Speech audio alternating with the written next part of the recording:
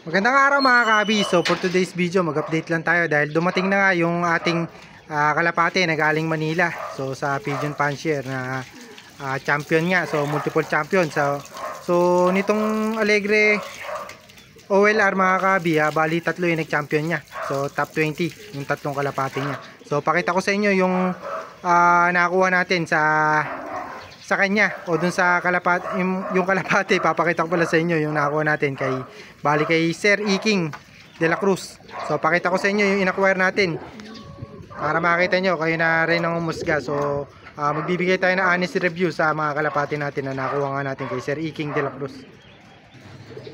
So bali tatlong kalapate ang kinuha natin kay Sir Iking de la Cruz. So ito nga yung lahi nga ng piso, tamang barko niya. Ayan. So ito yung Grisel. Tapos ito naman anak ng golden pair niya. Itong blue bar natin na white feather. So bali yung pedigree na ito, to be follow na lang mga kabi. Bali tayo na magpapaprint. So sesend sa atin ni Sir Iking yung pedigree, tapos papaprint natin. So papagawa pa lang daw niya dun sa bata niya. So kakakuha lang natin ngayong araw. So bali yung isa, bali tatlo to yung kinuha natin. Nagpasabay yung tropa natin na isa para makatipid din sa shipping fee. So ito ang nakuha niya. So matandang ibon na to. So bali hindi naman siya matanda, kumbaga ready to breed na.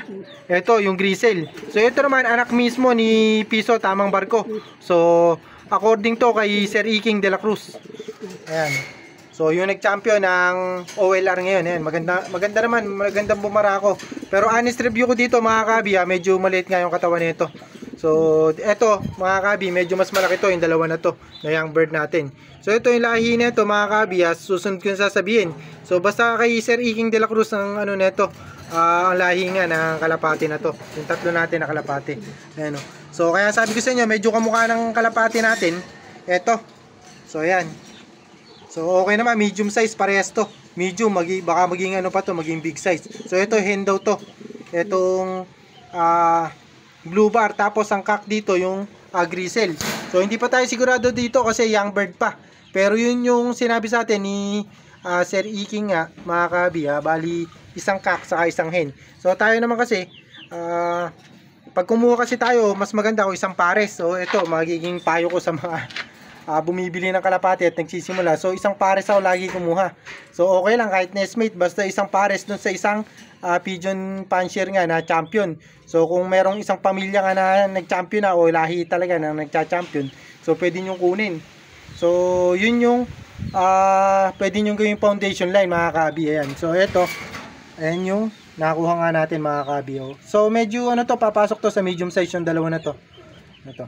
So itong kak ni Sir Iking, ito nga yung sinabi sa atin na anak nga mismo ni Piso, tamang barko niya. Ayan. So medyo okay naman yung presyuhan mga kabi, naka-discount tayo. So ako kasi madalang ako magsabi ng pangalan, lalo na kapag binili ko yung ibon. So hindi ko pinopromote yung binilang ko ng ibon kasi binili ko, lalo na pag hindi nagpatawad. So ngayon tayo naka-discount naman tayo ng konti kay Sir Iking. So sa presyo naman ng kalapate mga kabi, kayo na mag-message sa kanya. So sabi ko nga sa inyo mga kabi, baka sabihin ko yung presyo sa inyo tapos hindi kayo maniwala kung bakit binili natin ng ganitong presyo o bakit mura yung presyo niya. So kayo na mag-message sa kanya. So para sa akin kasi saktuhan lang yung presyo niya, medyo mura pa nga mga kabi. Honest review natin, mura siyang magbenta ng kalapate. So ito. So sabi niya sa atin, ito yung blue bar nga nito, anak nga ng golden pair niya. Ayan. So medyo nakahawig nga sa mga kalapate natin dito. Ayan, nakita niyo. Ayan. So muntik pang tumakas no isa natin. Stock bird pa ata natin, baka mawala pa. Ayan. So ito kasi yung mga itsura ng kalapati natin, medium size. Puro medium size lang to. So papasok nga to sa medium size yung dalawa na to. Ayan. Kaya sabi ko sa inyo mga kabi, ako kasi pag kumbaga yung pagpili ko ng kalapati, binabase ko na lang din sa itsura ng kalapati natin, sa hipo ng kalapati natin. So tingin ko nga medyo nahahawig naman yung katawan. So kaya nag-acquire tayo. So pero tingin ko mga kabi, hindi pa natin masyadong makikita kung talagang kahawig na katawan nila. Pero ano nga sila, parang medyo bangkain din. So yung mga Morris natin kasi mga kabi, yung foundation line natin, medyo bangkain din yun. So medyo nakakatawan sila ron. So titingnan natin kasi bata pa to. So hindi pa tayo sigurado kung lalaki at hen to.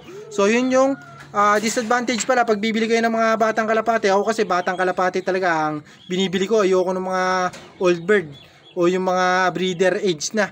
So yung tropa natin, nag-request nga mga kabi, gusto old bird nga o yung ano na, breeder age na. So ito ang inano nga sa atin, bali si Sir Iking ang namili nito para sa atin. Ayan. So sa katawan naman, medyo maliit nga yung katawan nito mga kabi. Lalo na sa mga compare doon sa mga big size natin dito, yung mga kalapati natin na kursonada. Hindi nga siya ganun kasing laki ng katawan. So ito mga kabi, hindi pa natin alam, pero tingin ko papasok naman to sa katawan din ng kalapati natin. So si Sir Iking naman kasi, yun yung katawan ng kalapati niya. So tayo, syempre mag-i-infuse lang tayo ng lahi ng kalapati niya. So hindi naman natin gagawin yung kalapati niya, i-infuse natin ang kalapati natin. Hindi ganoon mga kabi, kasi tayo meron na tayong mga linyada rito mga kabi. Kumbaga pang-upgrade lang yung linyada ni Sir Iking. So kumbaga kahit na pangit yung katawan, sabihin natin, kahit na halimbawa lang natin mga kabi, kahit na pangit na katawan basta nagcha-champion, bali ang kinukuha natin doon, yung traits nga nila na pagiging champion o yung pagiging champion line nila mga kabi. So i-prepare natin sa mga linyada nga natin, yung foundation natin na talagang subok natin na talagang dumudulo. So si Sir Iking, alam nyo naman, one loop race nananalo, tapos sa loop niya mismo nananalo, kahit sa ibang tao, yung mga tropa niya, saka yung mga nakabili sa kanya, nanalo din yung mga ibon. So kumbaga legit na talagang champion puncher at saka yung champion line na kalapate. So kaya yung sa subok natin na linyada, i-infuse natin yung dalawang lahi nga ng kalapate niya, kasi may apat tayo dito. So bali yung apat na young bird natin, isang anak nito, halimbawa ito isang kapatid, nasaan ba yan? Ito isang kapatid nito mga kabi, o siya mismo, pwede nga natin i-infuse dun sa isa nun. Tapos bali dalawang linyada kasi to, dalawang pares yung ano natin dalawang nestmate. So yung isang nestmate naman nung kabila, ipapares natin dun sa isa. So ngayon yun ang ibabangga natin, magiging infuse nga o magiging pang-upgrade natin sa linyada ng kalapati natin. Mas matimbang pa rin yung linyada ng kalapati natin. So ganun mag-upgrade nga. Pero syempre, para malaman nyo kung upgrade nga ang mangyayari, syempre i-re-raise nyo yung mga magiging anak. So hindi pwedeng i-infuse nyo lang na i-infuse, tapos hindi nyo i-re-raise. Kumbaga i-breed nyo lang na i-breed, tapos hindi nyo i-re-raise. So paano nyo malalaman kung nag-improve nga yung lahi ng kalapati nyo? So number 1 pa rin talaga, kailangan lumaro nga kayo, ilaban nyo yung kalapati nyo na kumbaga nakakuha tayo ng breeder. So yung magiging anak nga nun mga kabi, sa subok natin na linyada, i-infuse natin para malaman natin kung talaga nag-upgrade yung linyada ng kalapati natin. So kailangan maging maganda yung performance nila, o kahit na hindi ganun kaganda, kahit na sabihin mo hindi mag-champion, at least naka-level doon sa mga kalapati natin. So talagang dumudulo, tumatawid ng dagat kahit saan. So ang una ko palang tanong kay Sir Iking, bali tinanong ko siya kung yung kalapati niya, lahi ng kalapati niya, pwedeng pang north at south o yung tawid dagat. So yun talaga ang una kong tinanong, kung pang tawid dagat ba yung lahi ng kalapati niya. So sabi niya naman na kumpleto yung lahi ng kalapati niya, north at south bumibira. So alam niyo naman yan, marami nag-vlog kay Sir Iking, lahat ng mga sikat na pigeon fancier din, pigeon vlogger, nagpapatunay din yan mga kabi, at in-interview din si Sir Iking. Marami talagang achievement. So para sa akin, panalo na tayo dito sa pagbili nga natin ng ibon. So para sa akin, mura din yung halaga na ginastos nga natin para sa lahi nga ni Sir Iking. So pero syempre malalaman natin yan kung magiging successful yung breeding natin. So medyo matagal pa naman to, siguro baka June o July pa natin magamit yung mga breeder natin o yung mga kalapati natin na na-acquire nga kay Sir Iking.